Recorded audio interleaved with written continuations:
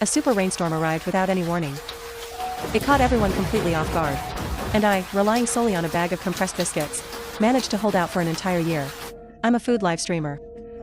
Usually, I broadcast myself eating all kinds of delicacies at home. Though I'm average looking, thanks to my impressive appetite, I've gained quite a few fans. The day the rainstorm hit, the food in my fridge was only enough for 2 days. Looking at the raging storm outside, I thought about ordering food online. But seeing the doubled prices, I quietly decided against it. That extra money was enough to cover 5 or 6 trips worth of gas. I always buy ingredients in bulk, box after box. So whenever people pass by and see, they think I'm stocking up for a store. I didn't take this rainstorm seriously. After all, in everyone's eyes, it was just a typical summer rainstorm, nothing more. Then I grabbed a glass of water, sat on the couch, and opened my phone to check the latest news. The first headline was a black level warning for the rainstorm. Except for essential workers who had to keep working, everyone else got a brief break. Then came the sound of people cheering outside. After all, the pressure of studying and work had been weighing on people for a long time. Now they could take a short breather thanks to the rain. To avoid any surprises, I opened the fridge to check my remaining ingredients: 5 boxes of steak, 5 eggs, 2 pounds of frozen chicken wings, 2 pounds of rice, and some other things I love to eat. Though I eat a lot, these supplies were enough to last me a week. Looking out the window, the rain was pouring down like a waterfall. I could usually see the building across the street, but now my view was just a blurry mess. I tried opening the window, but the storm immediately rushed in, instantly flooding the area by the window. With no other choice, I gave up and quickly closed the window. With rain like this, I probably couldn't even walk 100 meters outside, listening to the eerie howling wind outside. I was glad my rented place faced north, so I didn't have to worry about the wind blowing directly at me. I still remember the super typhoon from a few years ago, which destroyed so many people's windows and balconies. With developers cutting corners like they do, I wondered if today's buildings could withstand such a disaster. Before I knew it, it was already 1 p.m. Time to get to work. I started my live stream, showing the entire process of cooking in the kitchen. Half a pack of frozen dumplings, plus 3 packs of instant noodles. Then I fried an egg and added some cold side dishes. In my eyes, this was a nutritious meal, but the comments in the live stream were full of sarcastic remarks. A little girl eating that much? Exactly. Don't you know how precious food is? In the past, I would have gotten upset and reduced my portions, but then people would say I ate too little and didn't deserve to live stream. That's when I realized, no matter what I did, there would always be people who disapproved. So I stopped caring about what others thought. Just as I was about to start eating, a comment caught my attention. Everyone, the apocalypse is coming. Hurry up and stockpile food. Streamer, you should eat less, or you won't last long. Those words made my heart skip a beat. As someone who often reads apocalyptic novels, I felt like I was living in one now. Without a doubt, that commenter was mocked by others. I didn't take their words to heart either, because even if I wanted to stock up now, no stores were open. Then I turned off the live stream and went to rest. But when I woke up again, I found the rainstorm had continued all afternoon, and it showed no signs of letting up. A sense of unease welled up inside me, so I quickly opened the food delivery app to buy something to eat. But what I saw next left me stunned. Because whether it was big supermarkets or convenience stores, everything was sold out. Then I thought, maybe no delivery person would brave the super rainstorm to deliver food. I figured if I ate less each meal, even if I went hungry for a few days, I wouldn't starve. I could still hold out for a while. To prevent a water shortage, I boiled pot after pot of water, planning to store it in the fridge for drinking. With rain like this, who knows when it'll stop? I wasn't worried about flooding. Since I live on the top floor, the 33rd floor, a little Mount Fuji, and it connects to the rooftop. Other people's rooftops are used for growing flowers or vegetables, but I'm too lazy, so I just laid some simple tiles on the ground. This place is just a rental, and it had a criminal case in the past, which is why the rent was so cheap. I'm not afraid of ghosts, and while living here, I've never experienced anything supernatural. If the neighbors think I'm some tough person, even the unreasonable auntie downstairs is always polite when she sees me, never daring to pick a fight with me. I carefully climbed the stairs. The weather was damp, and the ground was a bit slippery. As long as the rooftop's drainage pipe didn't clog, my place would definitely not flood. I went to the rooftop to check the drainage pipe. Thankfully, the rooftop was completely empty, with no debris washed into the pipe to block it. I breathed a sigh of relief. The gloomy sky was as dark as night. When I woke up the next day, I thought it was still the middle of the night, but checking the clock, it was already 1 p.m. If my phone hadn't shown a 24-hour clock, I'd have thought it was midnight. Outside, it was pitch black like night. The rainstorm still hadn't stopped. I rubbed my growling stomach. And while cooking a pot of rice, I steamed the only can of fermented black bean catfish I had. I didn't live stream today, because I found the internet was down. Just as I was about to eat, someone knocked on the door. Hello? I'm your neighbor from across the hall. I looked through the peephole and saw a frail-looking housewife holding an adorable child. I only knew their family in passing, just nodding acquaintances. I remembered their place faced south. Our glass windows were shattered by something blown by the wind. And our place is a complete mess now. Unfit to live in. Could we stay with you for a bit? I was resistant to letting unfamiliar strangers stay, even if they were my neighbors. But I hadn't lived here long. And they had only recently moved in too. But someone died in my place before. Aren't you afraid? I replied casually. Well, how about this? Her expression showed she didn't know about that. She hesitated, wanting to say something but stopping. Your place has the same layout as mine, right? You could stay in the north-facing small bedroom. I was worried she'd actually move in. So I made a suggestion. I didn't believe her place was completely unlivable. After I spoke, she smiled and thanked me, then turned and left. Let alone strangers moving in. Even if relatives wanted to stay at my place, I'd be totally unwilling. After all, living alone is so free and easy. My parents still live in a mountain village. And they don't want to move to the city with me. They say they're not used to living in the sky. At that moment, I got a call from my parents. Sweetie, I heard there's a super rainstorm where you are. Do you have enough food? To keep my parents from worrying, I hid the fact that my food reserves were low, and told a white lie. It's fine, Mom. I just got some food sent by sponsors. It'll last me a long time. Worst case, I'll just eat less. Don't come here. Normally, take a walk around the house when you're free. After the rain stops, Dad and I will come visit you. You're not live streaming. And we worry if we don't see you for a day. The internet's down here, and I can't get anyone to fix it. My parents nagged a bit more, telling me to stay safe, then hung up the phone. Before I knew it, it was time to eat again. Considering the food situation, for dinner, I only cooked 1 pack of instant noodles, and ate it with 20 dumplings, just to get by. But no matter how much I rationed, I couldn't keep up with the rain that kept pouring day after day, showing no sign of stopping. The city's drainage system could no longer handle the surging rainwater. The first floors of some self-built village houses were already flooded with foul-smelling water. Looking at my nearly empty fridge, all that was left was some soup stock and half a stick of butter. I couldn't possibly eat that stuff. The residents in the complex, at first, would brave the rain to go out, looking for supplies, but those who went out never came back. After that, no one dared to venture out again. It didn't take long for the expected water and power outages to hit. The super rainstorm came without any warning, and weeks of continuous rain had flooded the city. What followed was water outages in various areas, and power outages. Even my upscale complex wasn't spared, but I wasn't worried about drinking water, because I could still collect rainwater to drink. The only issue was the 2 gas canisters at home. I didn't know how long they'd last just for boiling water. Now, the only problem was the lack of food. I never imagined the rain would last this long. The snacks I had left were long gone. And so, in a world where day and night were indistinguishable, I survived 3 days without food. I was so hungry I felt dizzy and faint, having to hold onto furniture to move around the house. Every step felt like it weighed 1,000 pounds. Just then, the doorbell rang again. I groped my way to the door and looked through the peephole. A group of people stood outside, and they didn't seem friendly. My door was just a standard security door. If they used force, they could easily break in. I knew exactly why they were here. It had been raining for 4 weeks, and though most people had some food stockpiled, no matter how much they had, it couldn't last a whole month of eating. I had no choice but to open the door. I wasn't worried about anyone attacking me. In this apocalyptic struggle for food, no one would waste energy on that. Yeah, do you have any food? We've been hungry for 2 days. Can you share some with us? The leader spoke in a gentle tone, but his eyes carried a menacing glint. When they saw how I looked, their faces showed a bit of disappointment. Maybe I'd lost some weight from hunger, or maybe I looked terrible from starvation. Hey, you've slimmed down a lot, a man from the back teased. After days of hunger and no strength to go out. I don't have any food left either, I said weakly. But the group didn't fully believe me, and some wanted to barge in to search. I remember you always got food from sponsors, boxes and boxes of it.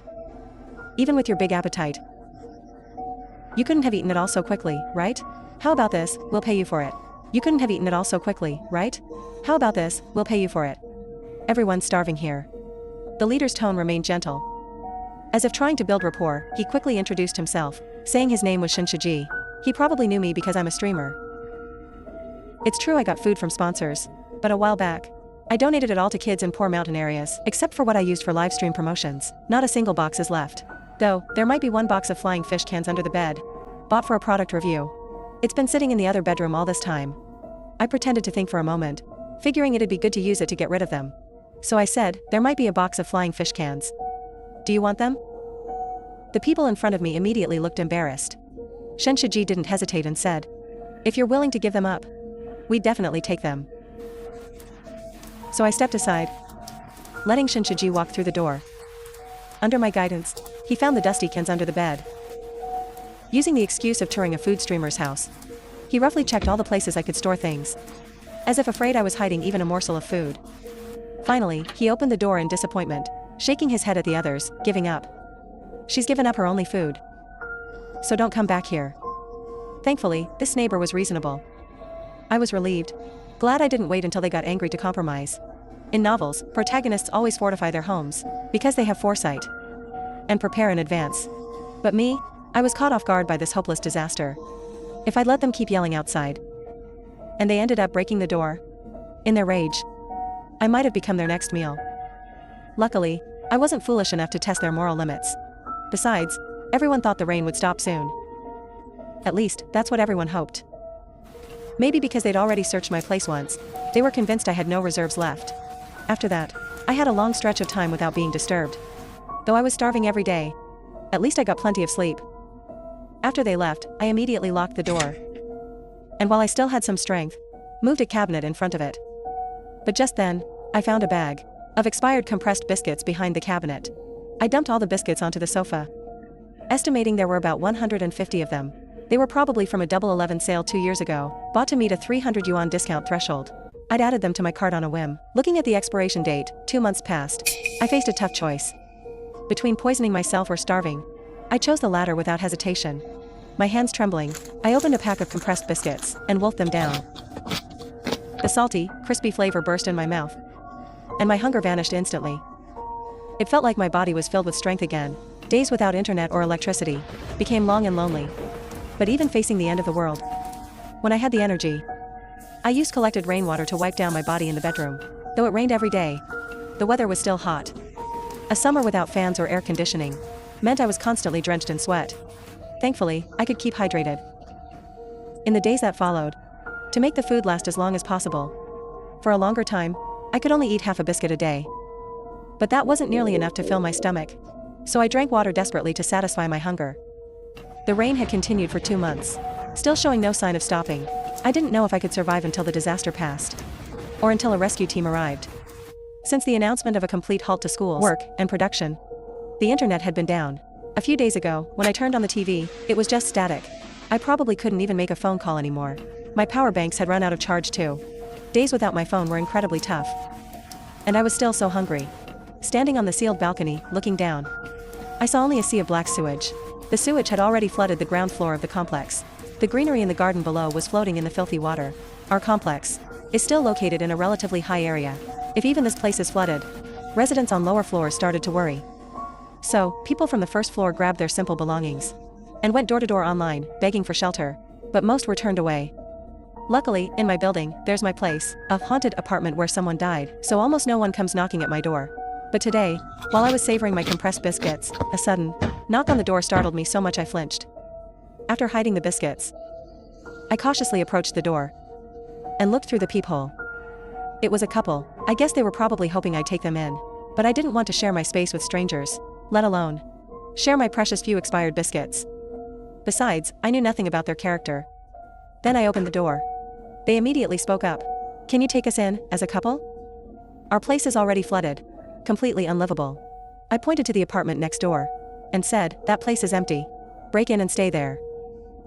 The owner thought my place was cursed because someone died here and sold it off cheap. Because of that, the apartment next door couldn't be rented out either. The man glanced at the neighboring apartment, then turned back to ask me if I could spare some clean water.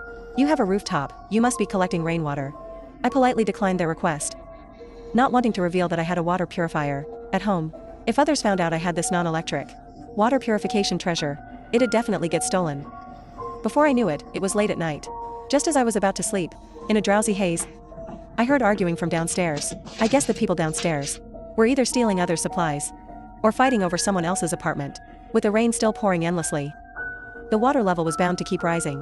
When push came to shove, my haunted apartment might become a target too.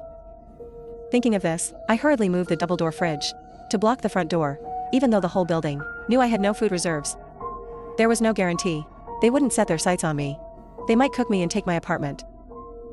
The weight of one fridge didn't feel secure enough, so I dragged the dining table behind it to reinforce it. By the time I'd exhausted all my strength, the front door was completely barricaded with furniture. It'd probably be hard for even me to get out. But these measures didn't ease my mind much. If they were determined to break in, no amount of blocking would stop them. My place wasn't a fortress of steel. I'd read plenty of apocalyptic rebirth novels, where protagonists spent billions hoarding supplies and building safe houses. I was so jealous thinking about it. If I were reborn, I wouldn't have that kind of money anyway.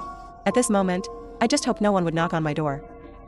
In this desperate, dog-eat-dog apocalypse, people seemed to have turned into man-eating monsters. Because that night, in my drowsy state, I vaguely heard chewing sounds next door, crunching noises piercing the silent night. The next second, their conversation sent chills down my spine. That girl next door hasn't made a sound in days. Is she already done for? It was the couple next door talking. These past few days, I'd been lying in bed. And even when I got up, I moved carefully, fearing I'd slip and fall, due to my weakness. Naturally, I hadn't made much noise, making it seem like I was dead to others. Then we'd better drag her out and butcher her for jerky. In a few days, she'll start to stink. Hearing these words, I covered my mouth with a blanket, terror silencing my voice.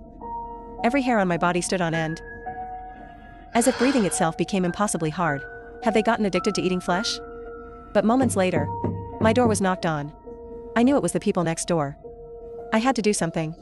I couldn't just sit and wait to die. My heart pounded wildly, forcing myself to stay calm. I had to find a way to protect myself. Tiptoeing, I got out of bed to see what I had in the house. In the spacious living and dining area, I looked for any useful tools. I couldn't be a lamb waiting for slaughter. As they prepared to knock again, my gaze landed on the kitchen knives. I walked to the kitchen and grabbed a sharp knife. Just as the sound of the door being pried reached my ears, the door was already locked tight, and looking at the furniture piled in front of it, I still felt it was only a matter of time before they broke in. As I braced myself, ready to fight, the noise outside shifted when they heard movement inside. Maybe the sound of me grabbing the knife was loud, and it made the man prying the door pause. He lowered his voice and said, "There's someone inside. She's not dead yet. We two can't take her." Then came hurried, faint footsteps, fading into the distance. After this ordeal, I started suffering from insomnia. Even when I fell asleep, my dreams were nightmares, and I'd wake up quickly. Things stayed quiet for a few days, but downstairs, fights would occasionally erupt, and the number of living people dwindled. Noises came from outside again. Probably people downstairs, coming up to scavenge for supplies again. Judging by the voices outside, I faintly made out the leader's voice. It sounded like that man, Shin Shiji. He brought a group of people up. I heard chaotic footsteps and several distinct, rapid breaths, probably from running up from the ground floor to the top. Then they started breaking down a door. My heartbeat matched their pounding, beat for beat. But remembering they'd already checked my place, I felt a slight sense of calm, hoping they wouldn't take their anger out on me. That vicious couple killed both our fathers. I have to slaughter them. Two unfamiliar voices rang out from outside. So they were here for revenge. That put my mind at ease.